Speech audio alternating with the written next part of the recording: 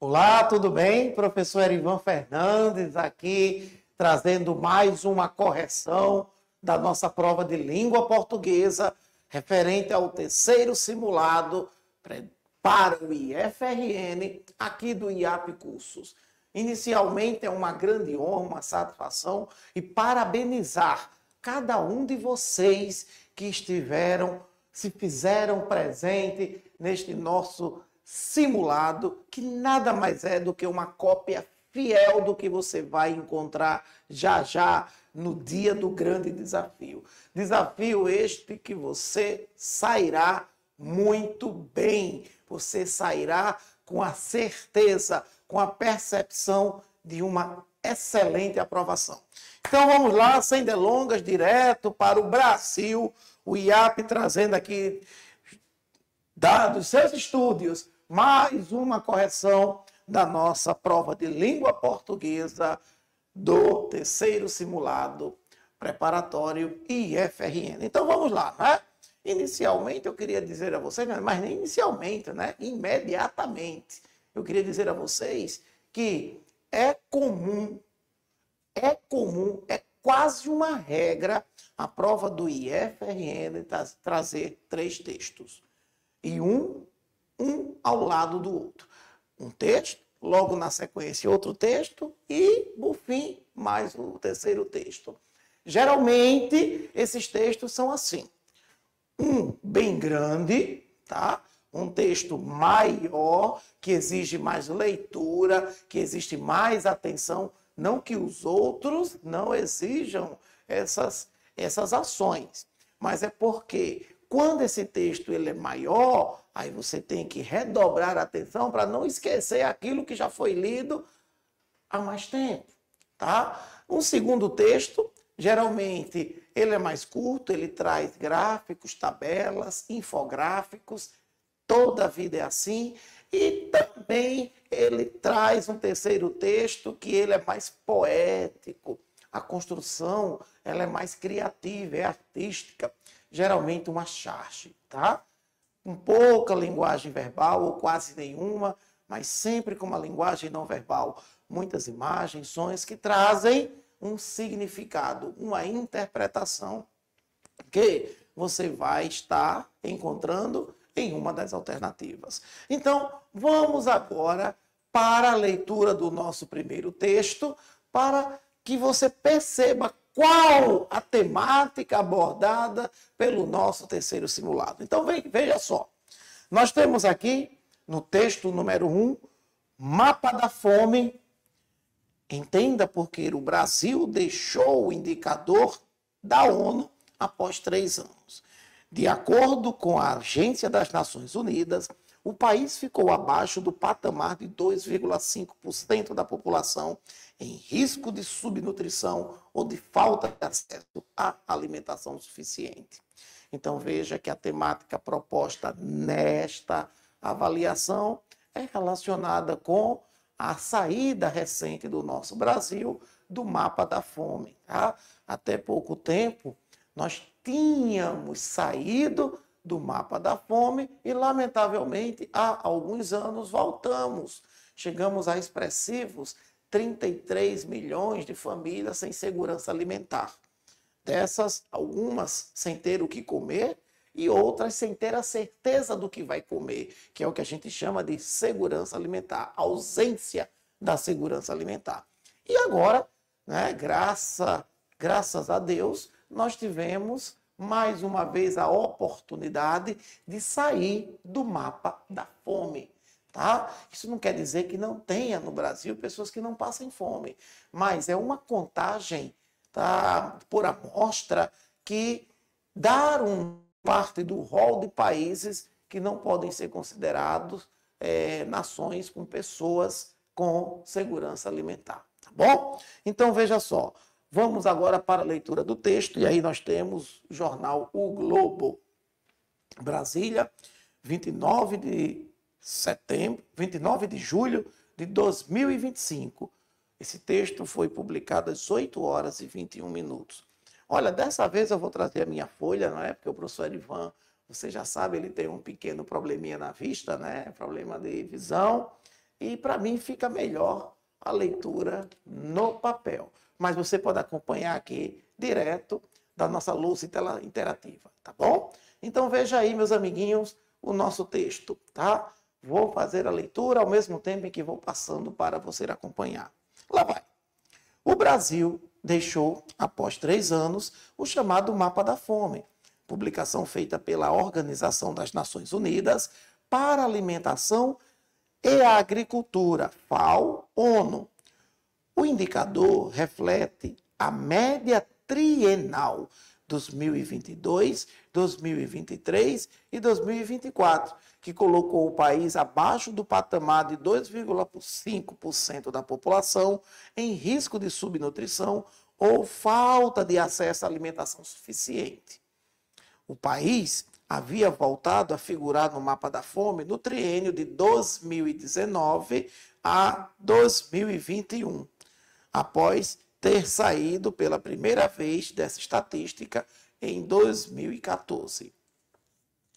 A saída do Brasil do mapa da fome é resultado de decisões políticas do governo brasileiro que priorizam a redução da pobreza, o estímulo à geração de emprego e renda, o apoio à agricultura familiar, o fortalecimento da alimentação escolar e o acesso à alimentação saudável, disse em nota o Ministério do Desenvolvimento Social e Combate à Fome.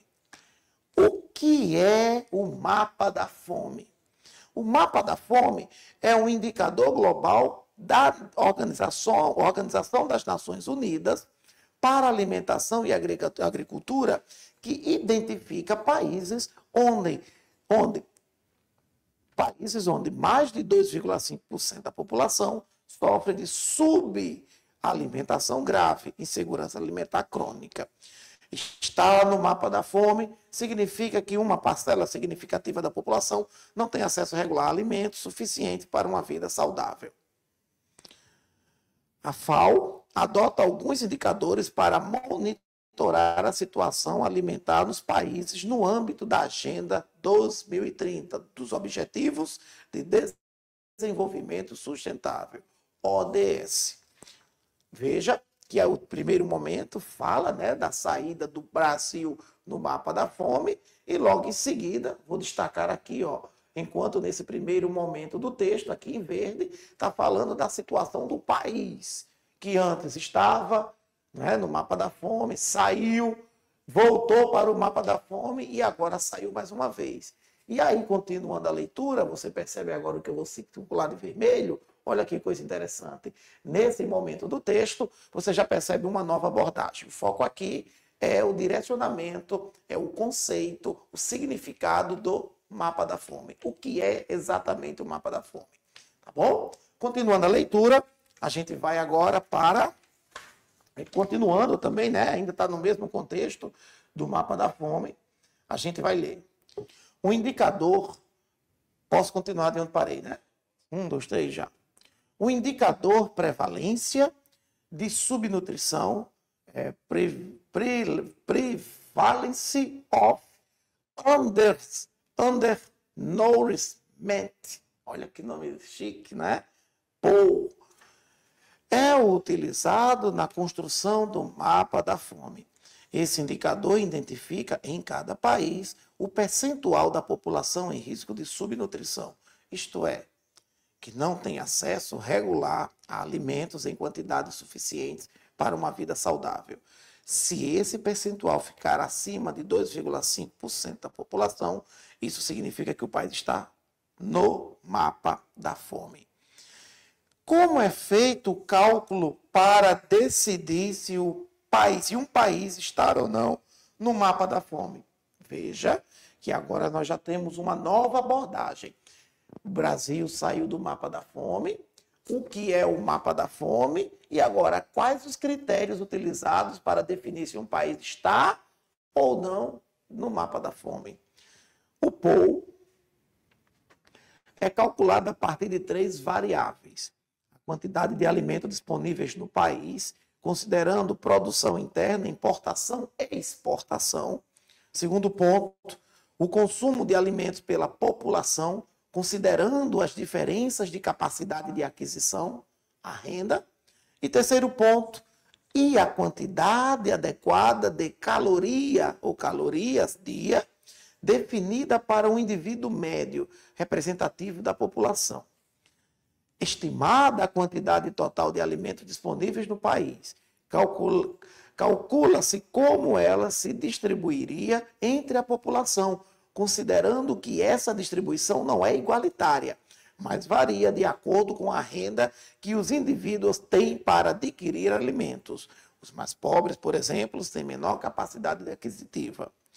Por fim, mais um ponto, calcula-se, dada essa distribuição, o percentual da população que não teria acesso a alimentos em quantidades suficientes, quilocalorias por dia, para uma vida saudável.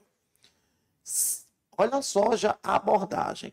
Se esse percentual ficar acima de 2,5%, o país está no mapa da fome. Se ficar abaixo disso, o país está no mapa.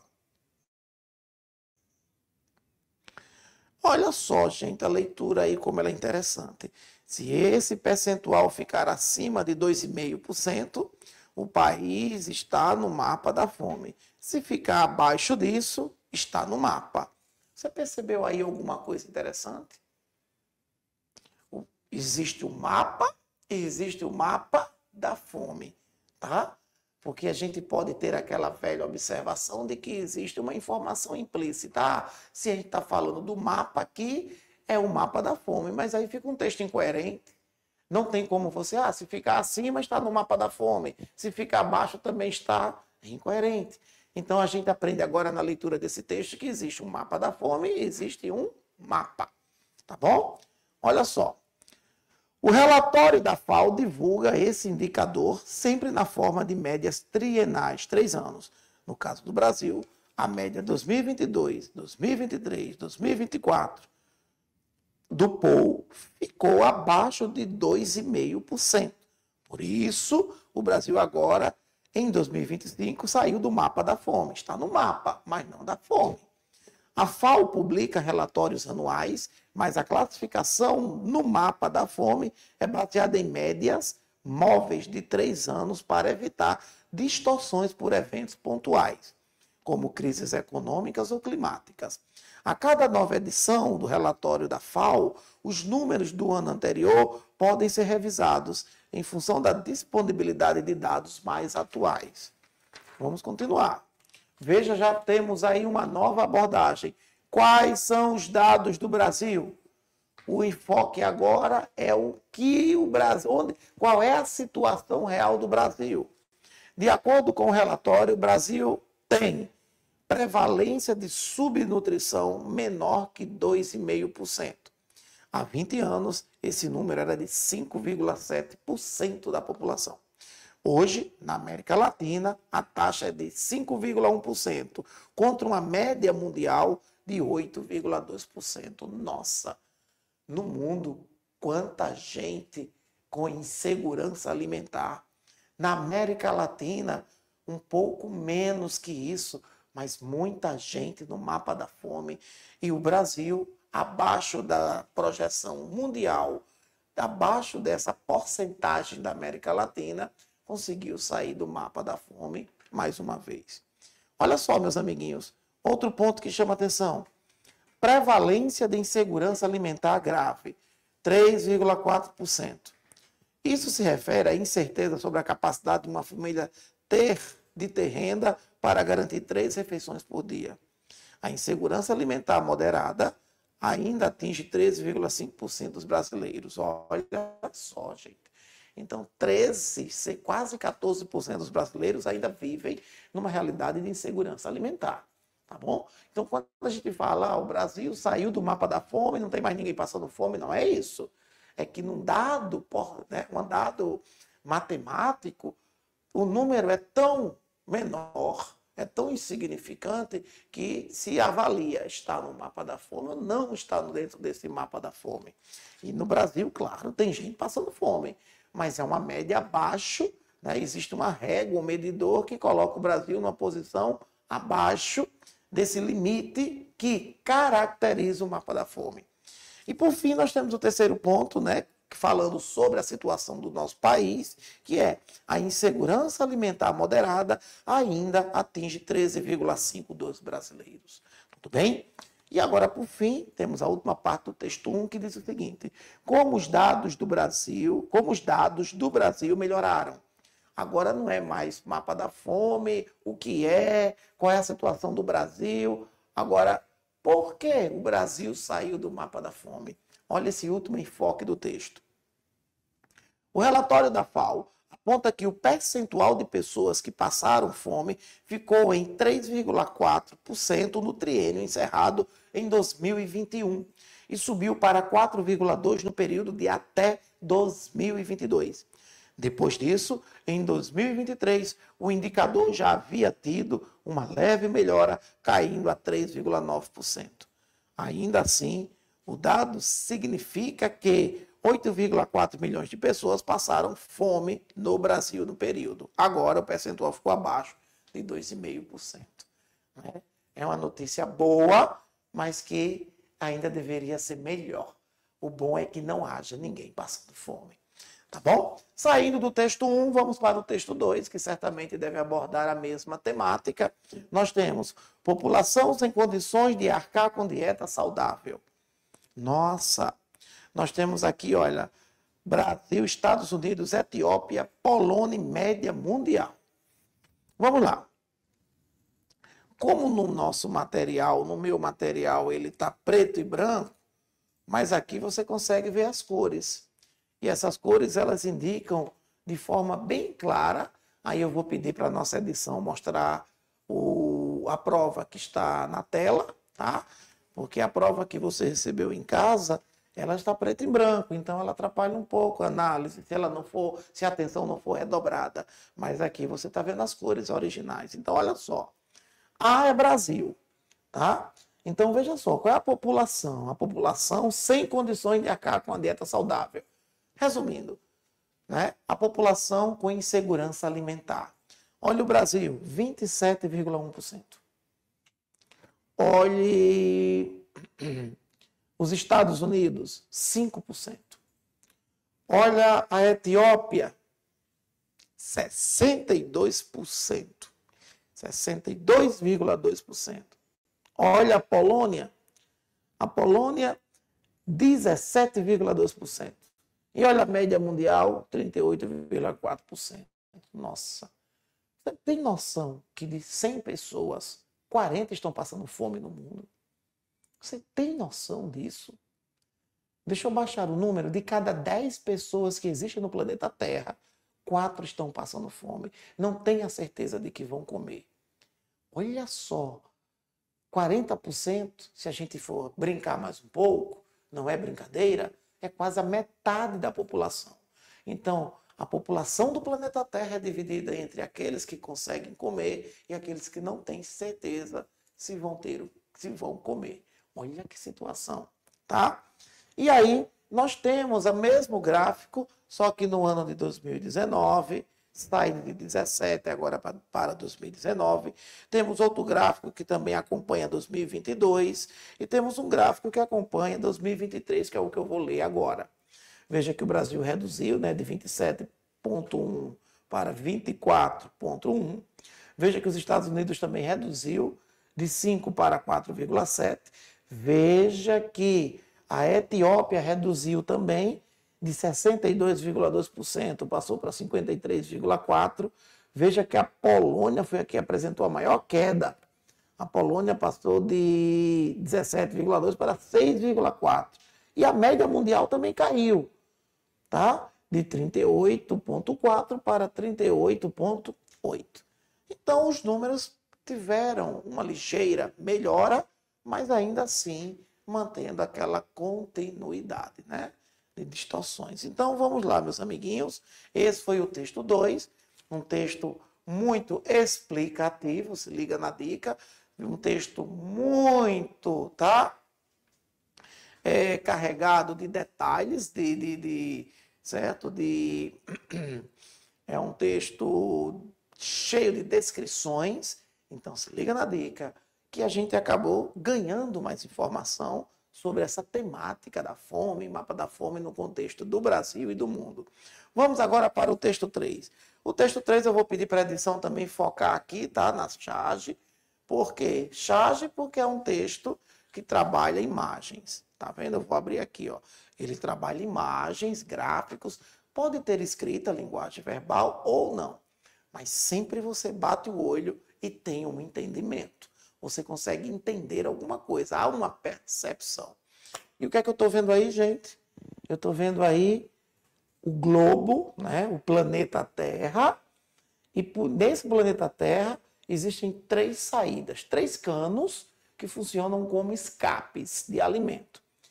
Olha só, o primeiro cano de escape, aquele de maior espessura, como a gente diz no Nordeste, mais grosso. Olha só, aqui em cima, preste atenção. O que é que a gente está vendo aqui? Muitos alimentos. Muitos alimentos, tá? E esses alimentos, eles estão indo para onde? Eles estão indo para onde? Para quem tem poder aquisitivo. Tá? Então, olha só, essa cifra, né, que é usada para moedas do mundo inteiro, isso aqui significa dinheiro, poder econômico, ou seja, uma pequena parcela da população que tem dinheiro para poder se alimentar bem. Tá joia? Olha para onde vai, gente, a outra quantidade de alimentos. Olha para onde vai? Para o lixo. Boa parte vai para o lixo. Não é à toa que a gente vive num sistema econômico em que a lei da oferta é quem dita os preços das coisas. Se tem um produto que está faltando no mercado, ele tende a ser caro e valorizado. Se tem um produto que está sobrando no mercado, ele não é valorizado, ele tende a ter um valor muito reduzido. E a gente já encontra muitas vezes algumas notícias de jornais dizendo que o grande agricultor, para não ver o lucro da sua safra, dos seus produtos despencarem, eles preferem jogar alimentos no lixo do que vender a baixo preço para quem pode comprar ou, quiçá, doar para pessoas famintas que não têm como comprar. Então veja que a ganância do homem, ela fala mais alto. Como Cecília Meirelles dizia, que a sede do ouro é sem cura e que por elas subjugados, os homens matam e morrem. Ficam mortos, mas não fartos. É a tal da ganância. Então, vamos agora para o orifício mais fino, o cano mais fininho. Está aqui ele, eu vou mudar a cor. Olha só, nós temos aqui nada de alimento. Você percebe aí que tem uma aranha pendurada no fio, né? Uma teia. Não é nem uma teia, um fio da teia. E você sabe, onde tem aranha, tem teia de aranha. E teia de aranha, metaforicamente, no sentido figurado, significa que aquilo está em desuso. Então, essa imagem da aranha passa a ideia de que por esse caminho não sai alimento. E olha quem está na recepção desse alimento, desse possível alimento. Uma pessoa faminta, uma pessoa que quer comer, uma pessoa que está com o prato vazio, tá? Então eu pergunto a vocês, o que é que a gente entende desse texto olhando para as imagens? A gente entende alguma coisa, há uma crítica, e essa crítica ela se revela de que forma? Tá? Uma certa injustiça, má distribuição dos nossos alimentos, seja por questões econômicas, seja por questões políticas, né? Ou, sei lá, simplesmente pela maldade, a perversidade de alguns seres humanos. Então, vamos para questões? Vamos para a questão número 1. A questão número 1 está aqui, logo a 1, 2 e 3. Vamos para 1, 2 e 3. A questão 1, 2 e 3 diz o seguinte. 1. Os gêneros textuais. Presta atenção. Vou para a minha folhinha porque aqui é maior, tá? Lendo aqui. Os textos, os gêneros textuais, são estruturas que moldam e constroem os textos. Entre os outros aspectos, para uma determinada finalidade comunicativa e, com base no gênero textual do texto 1, qual é a função do título e do subtítulo? Gente, primeiro, o que é um gênero textual? Gênero textual é tudo aquilo que é escrito e é usado no dia a dia para transmitir uma mensagem. uma carta, um e-mail, uma correspondência, um aviso, um memorando, tá? Qualquer coisa que seja trabalhada no âmbito da escrita e é usado no dia a dia e serve para transmitir informação, é gênero textual. Tá? E aí eu te pergunto, ele está dizendo que esse gênero tem uma função, lógico, a função comunicativa de informar. Porém, ele destaca o título e o subtítulo. Gente, de maneira bem clara, qual é a finalidade de um título em qualquer texto, seja ele qual for?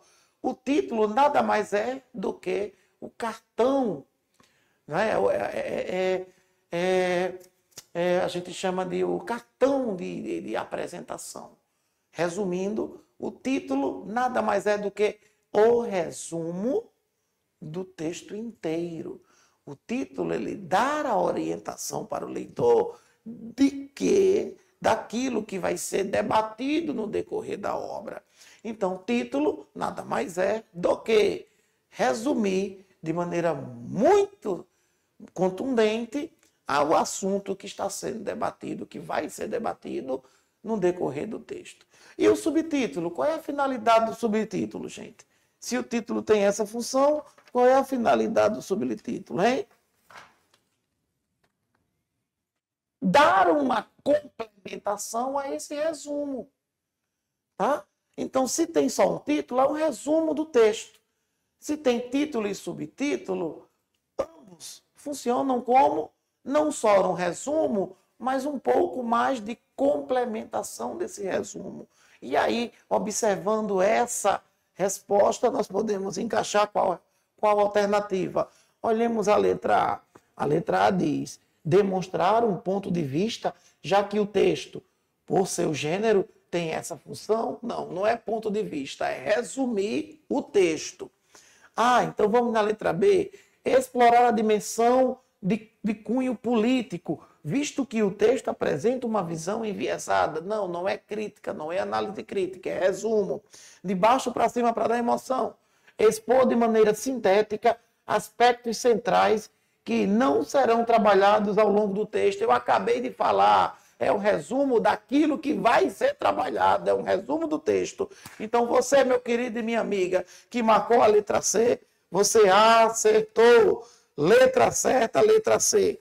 Apresentar um resumo dos fatos que antecede o desenvolvimento do texto. Beleza? Foi boa?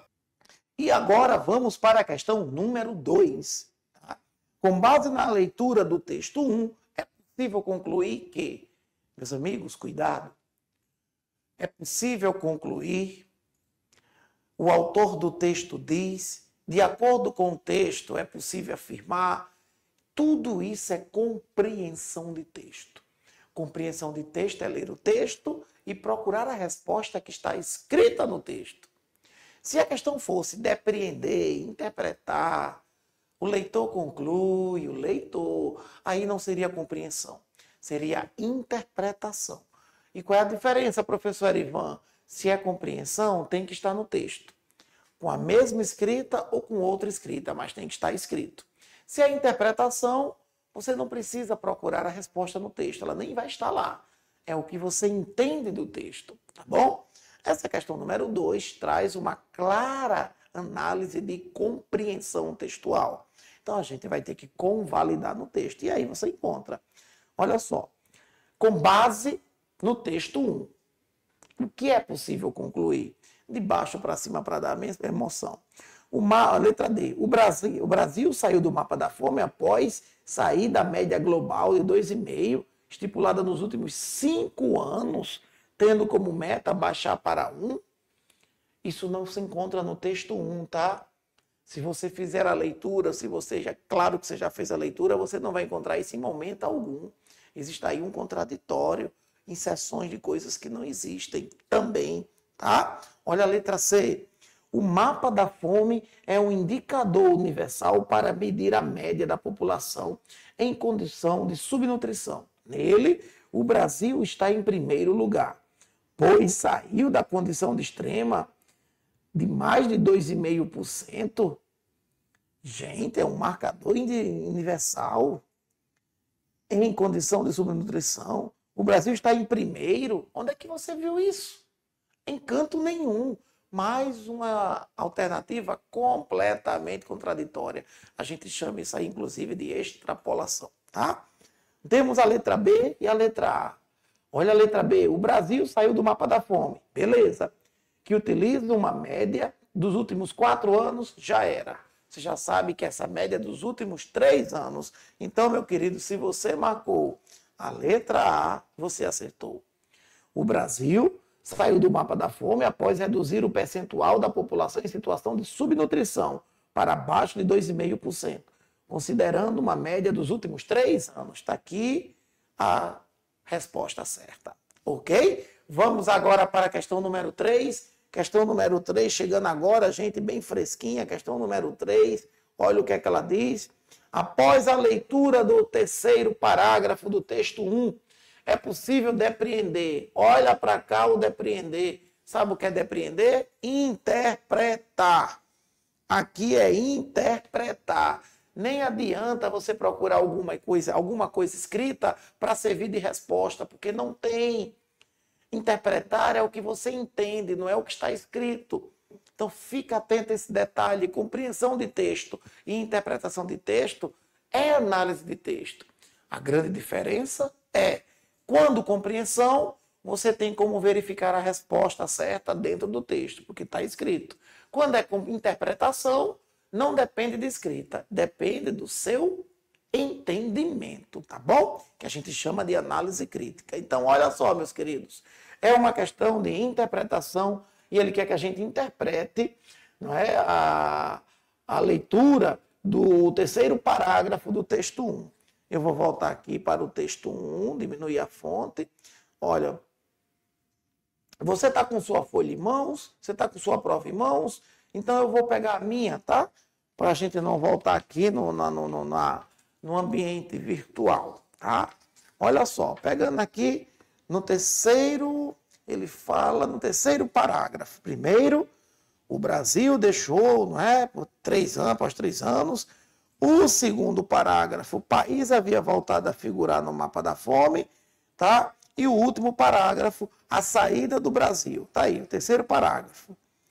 A saída do Brasil do mapa da fome é resultado de decisões políticas do governo brasileiro que priorizaram a redução da pobreza, o estímulo à geração de emprego e renda, o apoio à agricultura familiar, o fortalecimento da alimentação escolar e o acesso à alimentação saudável. Olha só. Olha que coisa interessante. O que é que a gente entende disso? Se é interpretação, é o que você entende. Vamos ver se a gente entende aqui alguma coisa dessa questão 4, né, da questão 3, perdão. Olha só. Questão 3, né, que eu falei, né, 3. A saída do Brasil do mapa da fome é resultado de ações sociais e culturais. Não tem isso no texto. O nome disso é generalização. O texto diz uma coisa e a ideia vai além do que foi dito no texto. Ou seja, não tem no texto essa questão social ou cultural. Tá? Você viu que no momento da leitura a gente fala de investimento, educação, escola, merenda escolar, trabalho, renda, enfim. Mas culturais, não. Isso não. Na letra B, a saída do Brasil do mapa da fome é resultado de ações políticas. Tem isso? Tem. Geração de emprego e renda e apoio à agricultura apenas. Não. Não é só isso, não. Tem mais. Tem o quê? Tem a questão da alimentação saudável, tem a questão da alimentação, merenda escolar. Então, veja que aqui existe uma redução. Fica atento ao sentido. O entendimento é que vários eventos motivaram a saída do Brasil do mapa da fome. E nessa letra B, eles colocam apenas parte dos eventos. Isso é redução, está fora. Vamos para a letra C. A saída do Brasil do mapa da fome é resultado de ações que priorizam emprego, renda, geração de novos alimentos? Não. Geração de empregos, que já tem, mas não fala novos alimentos não, tá? Agricultura, alimentação escolar, entre outros. Eu não vi lá no texto isso aqui, geração de novos alimentos. Eu estou com um parágrafo aqui na mão e a gente não encontra, tá? Então isso aí é generalização, né? Então, repetindo, geração de emprego, renda, apoio à agricultura familiar, fortalecimento da alimentação escolar e o acesso à alimentação saudável, e não a novos alimentos. Então, meu amiguinho, sobrou só que letra para você dizer qual a certa? Letra certa, letra D de dado. Olha só, a saída do Brasil do mapa da fome é resultado de um conjunto de ações que focaram em renda, emprego, apoio à agricultura familiar, à alimentação escolar, entre outros fatores. Tá bom? Essa é a mais coerente, sem generalização, sem redução e sem contraditório. Então, letra certa, letra D. Que provinha boa, hein, gente? Tá ficando boa, tá ficando boa. Vamos agora para a questão número 4. Vamos para a questão número 4. Acompanhando a questão número 4. Acompanhando a questão número 4, vou ampliar. A questão número 4 diz o seguinte: a partir da leitura do texto 1, para que um país saia do mapa da fome, ele deve apresentar o quê, gente? O quê? De baixo para cima para dar emoção, percentual igual ou menor a 2,5% nos últimos 5 anos. Não é 5 anos, aqui já está de graça. Nem é 5 anos, nem é 4 anos. Gente, mapa da fome é calculado na base do triênio, 3 anos. Então você já sabe que só pode ser a letra A ou B. Mas vamos agora focar na análise. Percentual abaixo de 2,5 nos últimos 3 anos, percentual igual ou maior que 2,5 nos últimos 3 anos. Gente, o que faz um país sair do mapa da fome é um percentual menor do que 2,5. Então não tem nem o que discutir essa questão. A letra certa é a letra A. Que prova boa, tá? É assim que você vai ter que se posicionar no dia lá do IFRN. Então vamos lá, questão número 5. Tem as funções da linguagem predominante nos textos 1 e 2 são. O que são funções da linguagem? Todo texto ele tem um propósito comunicativo. Às vezes, de levar a informação para o leitor e convencê-lo. Às vezes, de levar a informação para o leitor e informá-lo. Às vezes, não é levar a informação para você, é levar a informação para mim mesmo, falando dos meus sentimentos, das minhas ações, das minhas tristezas, angústias. Às vezes, o foco do texto é no canal de comunicação. Aqui a gente está numa plataforma virtual, mas poderia ser por meio de uma mensagem de texto. Tem gente que foca no código, qual é o assunto-chave que está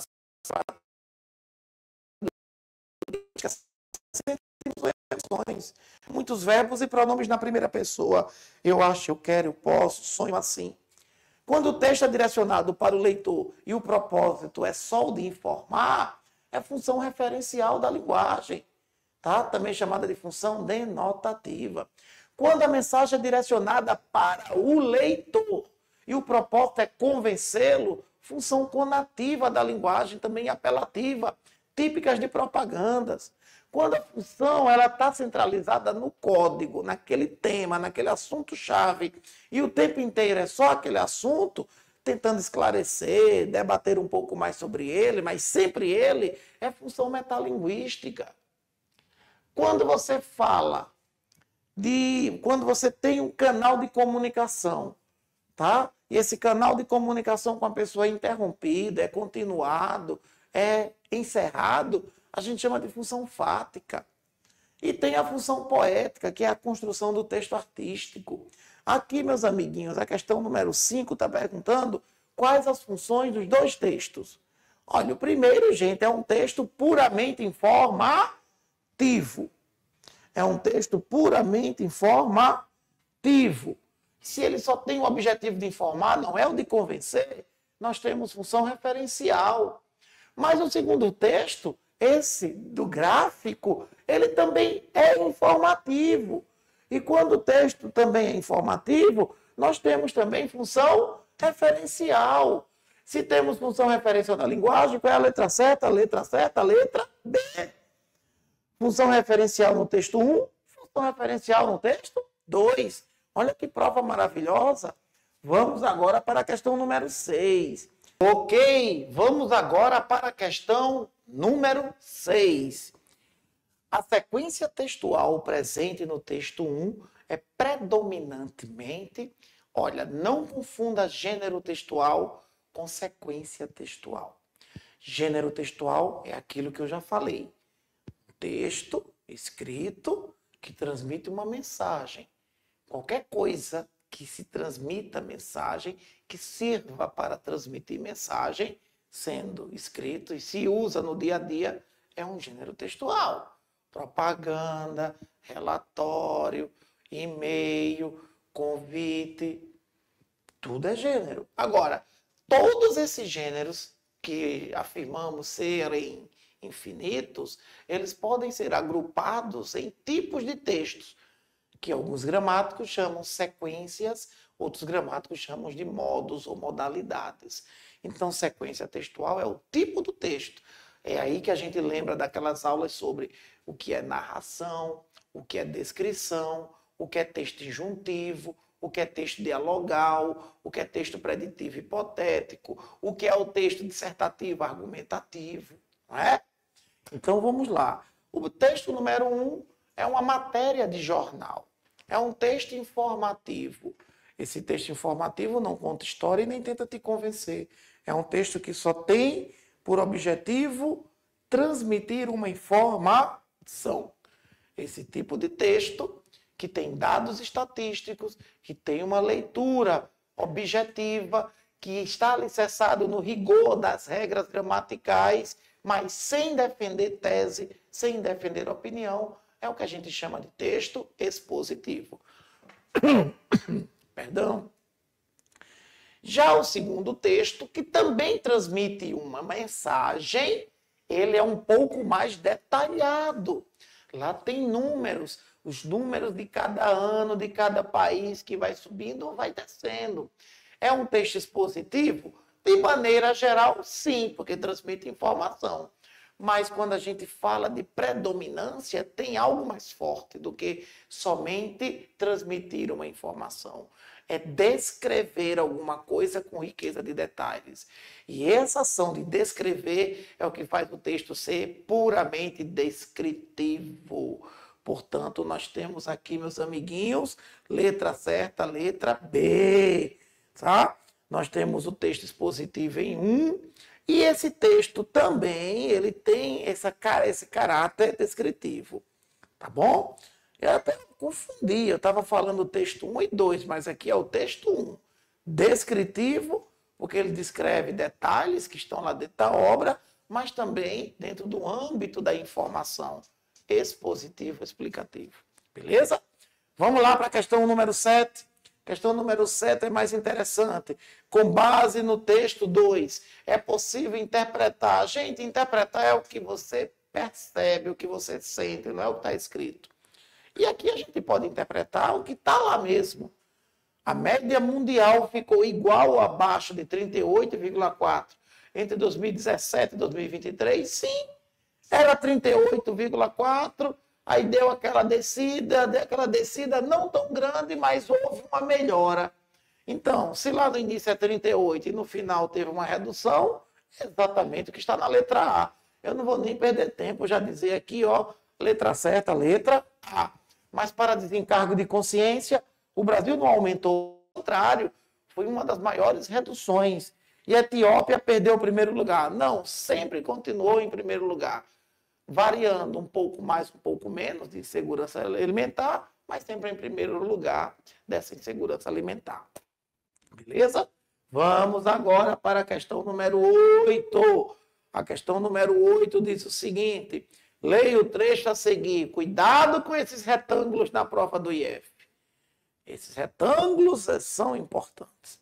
O Brasil deixou o mapa da fome, mas ainda enfrenta altos índices de insegurança alimentar moderna. No trecho acima, a conjunção mais estabelece uma relação semântica equivalente a... Olha, gente, todo mundo sabe que mais indica oposição. Eu estudo, mas não aprendo. Eu sou pacífico, mas decidi guerra. Eu não tenho medo, mas preferi não encarar o desafio. Então, veja que mais, portanto, mais, porém, todavia, contudo, entretanto, são conjunções que dão ideias de oposição, contraste, paradoxo. Agora, você aprendeu com o professor Erivan, você aprendeu com o professor Antônio Neto, você aprendeu com o professor Tatal, com a professora Manuela, você aprendeu com toda a equipe do IAP de língua portuguesa que, na língua portuguesa, o texto deve ser analisado dentro de um contexto. Imagine eu numa sorveteria, tomando o meu sorvete e chamo um garçom, garçom, traz a conta. E o garçom, pois não. Olha o que é que ele respondeu, pois não. Algo do tipo, vou não, não vou. Mas ele está dizendo que não vai quando ele diz pois não? Claro que não. O pois não é sim, chego já. Tá? Então veja que na língua portuguesa o não vira o sim. Porque tudo depende de um contexto. Olha, eu sei que você ficou em dúvida em duas. A primeira, políticas públicas eficazes criam resultados corretos porque geram melhorias na vida pública.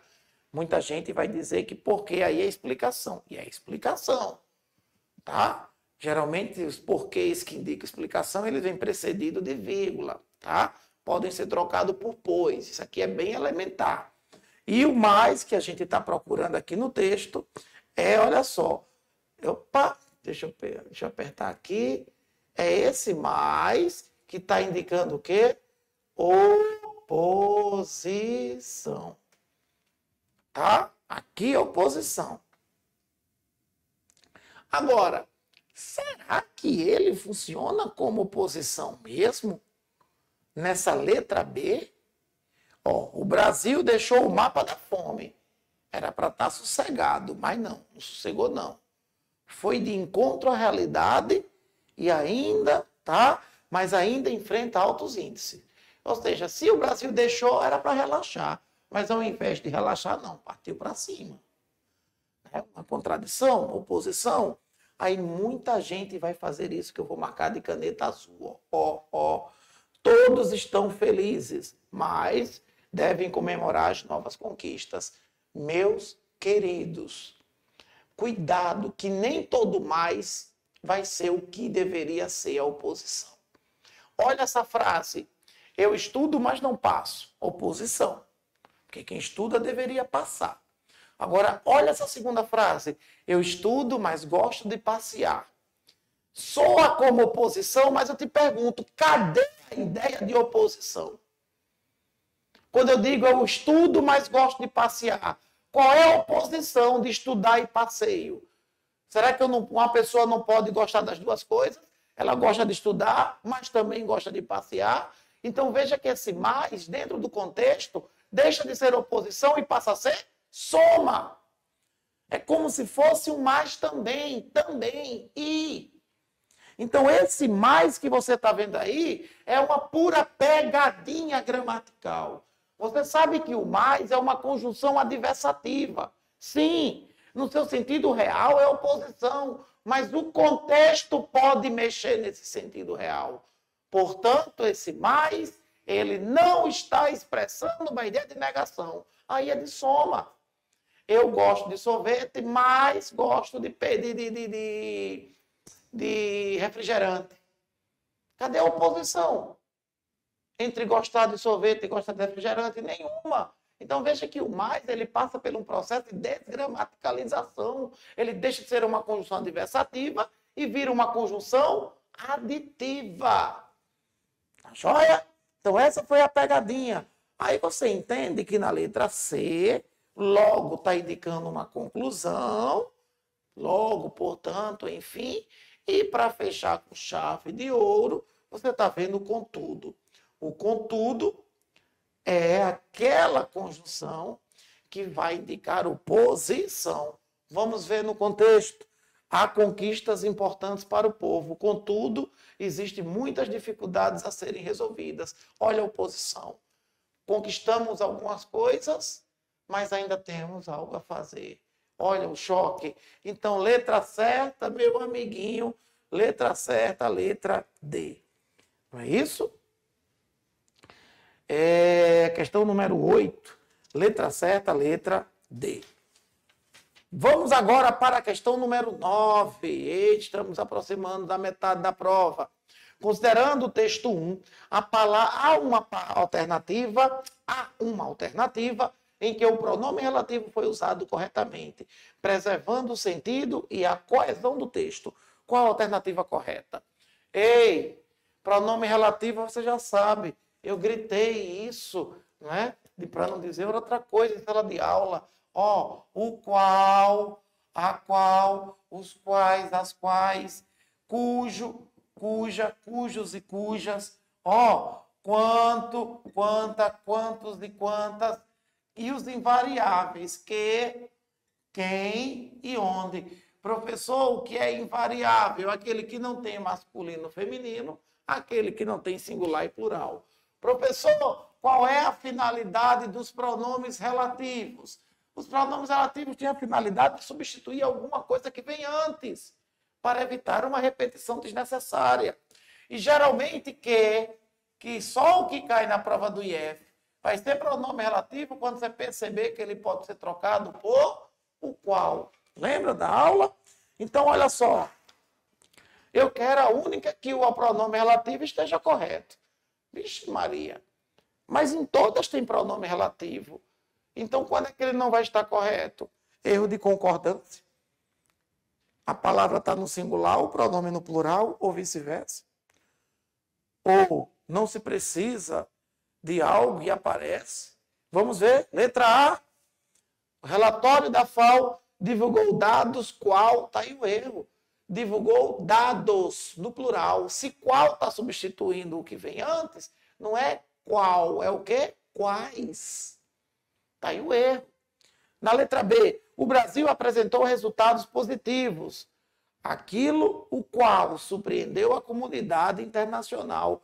Veja que quando você presta atenção, lê o O como pronome demonstrativo.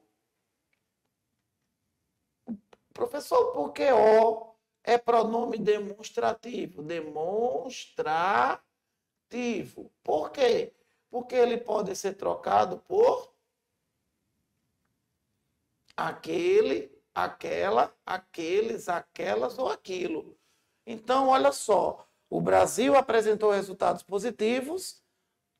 Aqueles, aí o que pode ser trocado por o qual? Os quais, os resultados, os quais surpreendeu a comunidade internacional. Gente, eu já vou dizer a você com toda certeza que a letra certa é a B. Mas para desencargo de consciência, olhemos a C. O estudo revelou números preocupantes, se cujo já está substituindo números. Para que repetir esses números no pronome eles? O erro aqui está, meus queridos, na repetição desnecessária do eles. Porque cujo já substitui os números. Cujo já substitui esse eles que vem antes. Ok? Está aí o erro. E, por fim, o país saiu do mapa da fome, onde é um marco, gente, onde é pronome relativo que indica lugar. A escola onde estuda é o IAP. Aí onde está correto, porque substitui escola, mas tem uma ideia de lugar. Se aqui não tem ideia de lugar, esse uso está completamente errado. Tá bom? Portanto, 9, letra certa, letra B. Vamos para a questão 10. Chegamos à metade da prova. Assinale a alternativa correta quanto à norma da língua portuguesa, no contexto do texto 1. Aí pode ser qualquer coisa, de erro ou acerto. Eu quero a alternativa correta. Letra A. As políticas. Olha, políticas. Como é que está? As políticas públicas. A acentuação gráfica está certa, mas já encontramos um erro de concordância nominal. Se política, o substantivo está no plural, o adjetivo pública também deve estar no plural. Políticas públicas. E aqui você não está percebendo a concordância. Tá? Então está aí um erro de concordância nominal. Adjetivo, artigo, pronome adjetivo e numeral devem concordar com o seu substantivo. Na letra B, o governo implementou ações socioeconômicas eficazes. Tem algum erro? Não. Já adianto para você que a letra certa é a letra B, porque socioeconômica é assim, ó. É tudo junto, sem hífen. Muita gente tem o costume de achar que socioeconômico é com hífen. Está errado. E por quê? Por que está errado? Porque houve uma mudança no acordo ortográfico. Socioeconômico acabou se tornando um vocábulo, apesar de composto, sem hífen. E aí nós temos, as políticas públicas foram fortalecidas. Olha políticas como está escrito, da politicas. Não existe esse acento aí, no I, que vem posto a letra T, que vem precedido de T, tá? Então, somente a letra B é a letra correta dessa questão número 10. Espero que vocês tenham acertado. Vamos para a questão número 11. Acentuação gráfica. Com base no texto 1, verifica-se um conjunto de vocábulos que não está corretamente acentuado. Olha, índice é uma proparoxítona, está correto.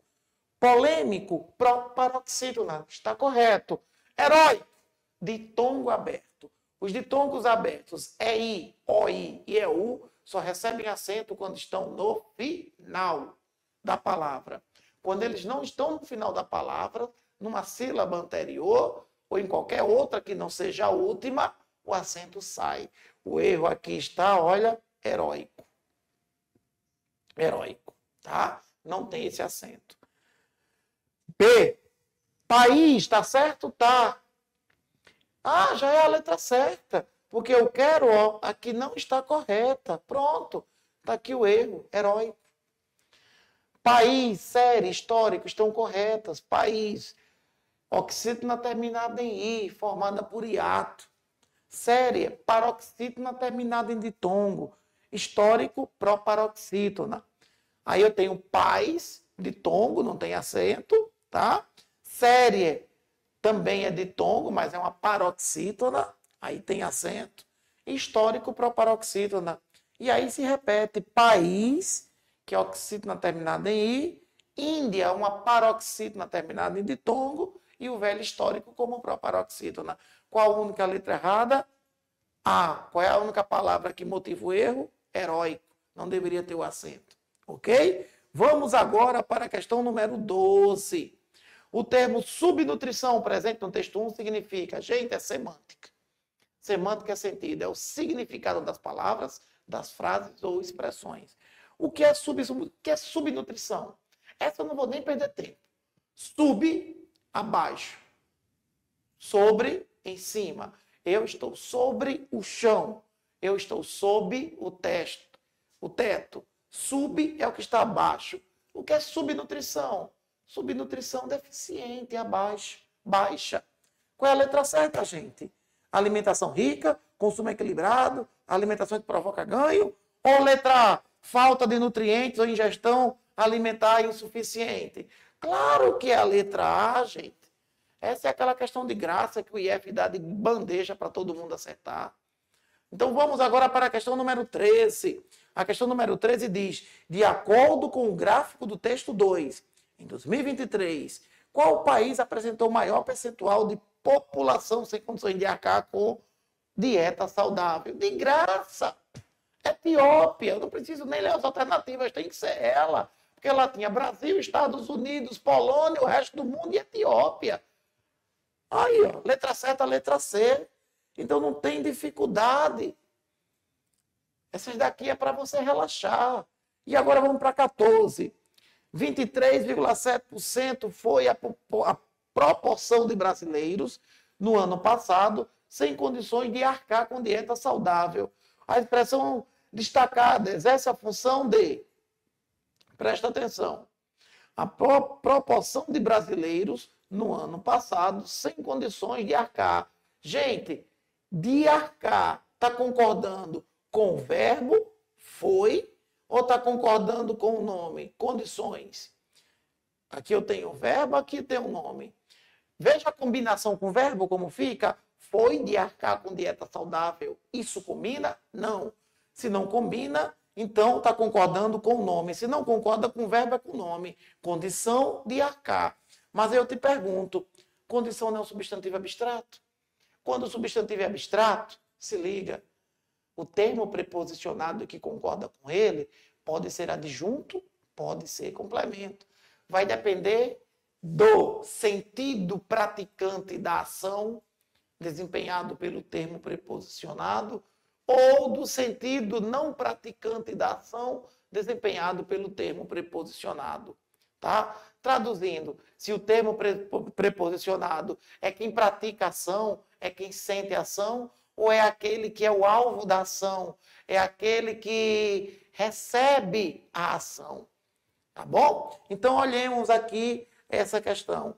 Condição de arcar. Essa dieta saudável que está criando condições para alguma coisa, ou é alguma coisa que está criando condições para a dieta? É alguma coisa que está criando condições para a dieta. Então, veja que arcar com dieta saudável é o alvo de quem criou uma condição. Então, se o sentido é não praticante da ação, eu tenho claramente aí um complemento nominal. Letra certa, letra D. Professor, letra C, perdão. Letra certa, letra C. Essa questão número 12, é 12, deixa eu olhar aqui na folhinha. Número 14, tá? Nós temos complemento nominal. A outra estratégia. Pensa na palavra condição. Quem tem condição de algo. Veja que a palavra condição, ele pede um complemento. Se condição é nome, o complemento é nominal. Se liga na língua. Então, vamos lá. Nós temos aqui questão número 15. Na frase, a distribuição de alimentos aos mais pobres é necessária. Os termos destacados são: distribuição é mais um substantivo abstrato. Mas, olha, é o alimento que distribui ou o alimento é distribuído? Se o alimento é distribuído, é sentido passivo, agente não praticante, complemento nominal. A mesma coisa acontece aos mais pobres. Distribuição também concorda com os mais pobres. É os mais pobres que distribuem ou a distribuição está sendo feita para eles? Para eles. Em dos dois casos, sentidos passivos. Os termos preposicionados não praticam ação, recebem ação. É o alvo da ação. Portanto, dois complementos nominais. Qual é a letra certa, gente? Letra certa, letra C de casa. E vamos agora para a questão 16. Eita! Nos aproximamos do final da nossa correção. A questão 16. A charge retrata uma crítica social a respeito da má distribuição e do desperdício de alimento no mundo, evidenciando que, enquanto parte da produção vai para o lixo ou é destinada ao lucro, outra parte da produção sofre com a fome. Assinale a alternativa cuja temática central seja afim. Afim junto é igual, tá? Qual é a letra certa da 16, gente? Qual é? Olha só. Letra A, reportagem sobre o aumento da obesidade infantil negativa. Chega. Não tem nada de obesidade infantil, não tem nada a ver, isso aí é loucura. Letra B, artigo sobre, reportagem mas não é sobre obesidade. Letra B, artigo sobre avanços tecnológicos na produção de alimentos orgânicos, nada a ver. Totalmente contraditório. Viagem na maionese, nada a ver. Na letra C, texto denunciando que toneladas de alimentos são descartadas diariamente, enquanto milhões de pessoas não têm o que comer. Não vou nem perder tempo, gente. Letra certa, letra C. Editorial discutindo o impacto dos fertilizantes. Pior. Letra certa, letra C. Essa é a temática do texto. Tá? Agora vamos para a questão 17. Eita, mais um quadrinho. Assinale a alternativa em que o sujeito e predicado estão corretamente classificados. Milhões de toneladas de alimentos são desperdiçadas todos os anos. Gente, quando a gente vai analisar a sintaxe, procuramos o verbo. Cadê o verbo? Ser. Qual é a pergunta que eu faço ao verbo? Quem? Quem são desperdiçadas todos os anos? Quem são desperdiçadas todos os anos? Quem? Olha a resposta. Milhões de toneladas de alimento. Isso aqui, gente, é o que você conhece por sujeito. E o predicado, professor, é tudo aquilo que não é sujeito e vem ao lado do verbo. Vou até passar uma borracha aqui, ó, porque eu não quero esse ver. Eu quero outra coisa. Eu quero aqui, ó. Cadê a canetinha? Tá aqui. Eu quero isso aqui, ó. O predicado. Beleza? Agora, se você já conseguiu encontrar isso, gente, qual é a letra certa? Olha a letra certa da nossa questão 17. Letra certa, letra B. Achei. Letra B. Milhões de toneladas de alimentos é o sujeito. São desperdiçadas todos os anos, é o predicado. Que questão facílima, não é isso? Vamos agora para a questão 18. Os gêneros textuais dos textos 1, 2 e 3 são, respectivamente, o primeiro é reportagem, tem lá o globo.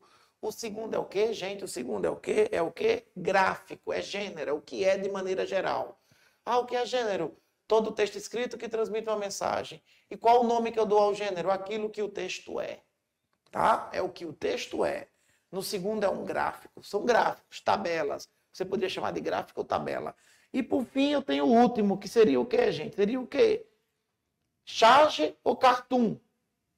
Cartoon é uma crítica, mas uma crítica atemporal. Cartoon é uma crítica parecida com história em quadrinho. Já a charge é uma crítica do momento. E aí eu quero te perguntar, você acha que esse último texto é uma charge ou uma crítica? Ou um cartoon?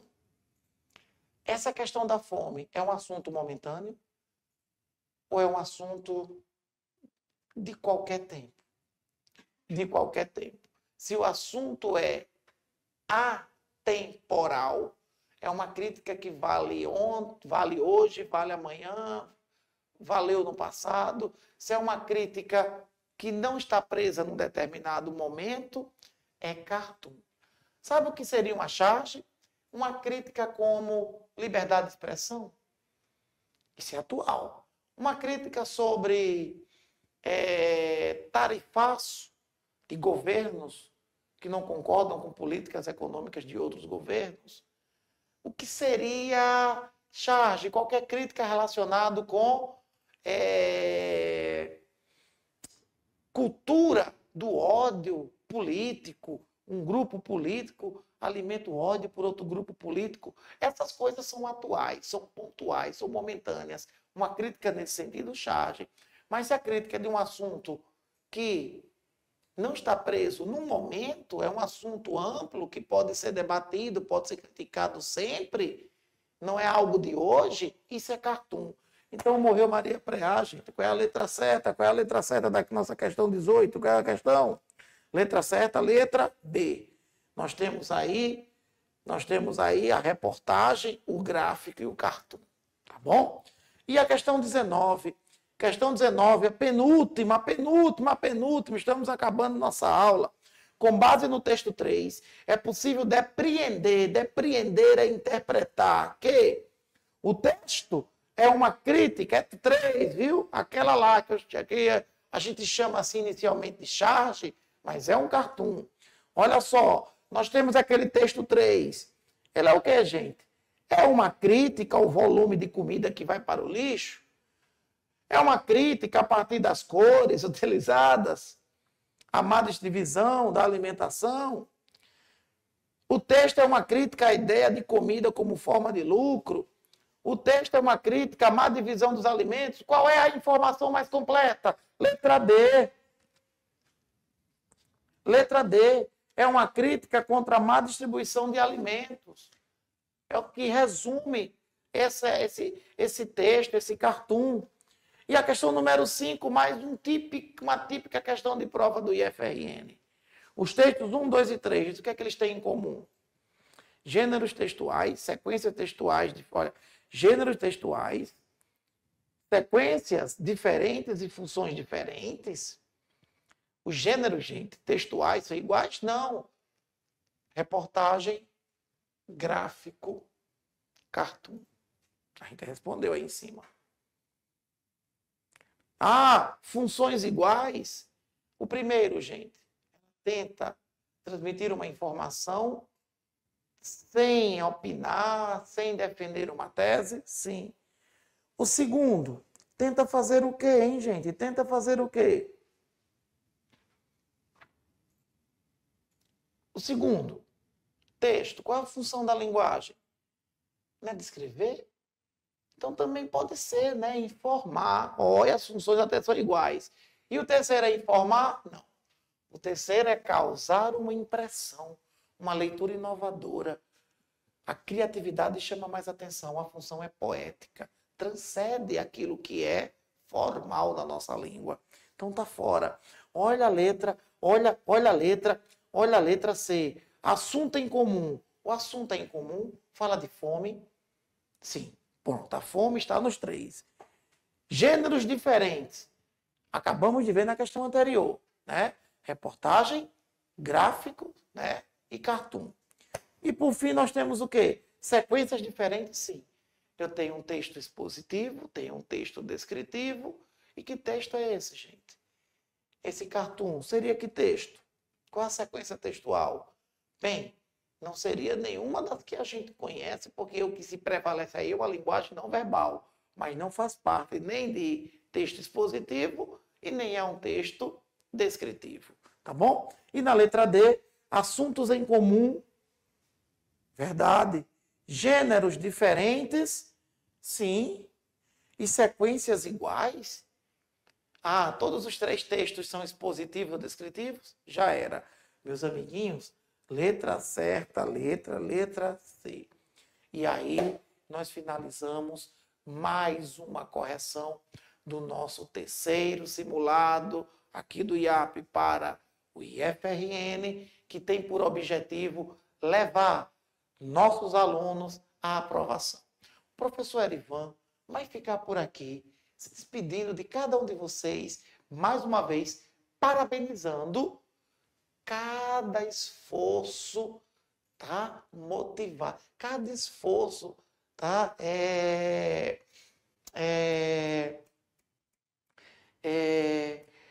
Executado por vocês, tá?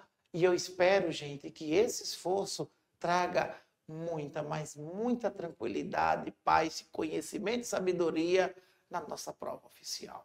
Tá joia? Um forte abraço, um beijão e até o próximo encontro. Valeu! Tchau!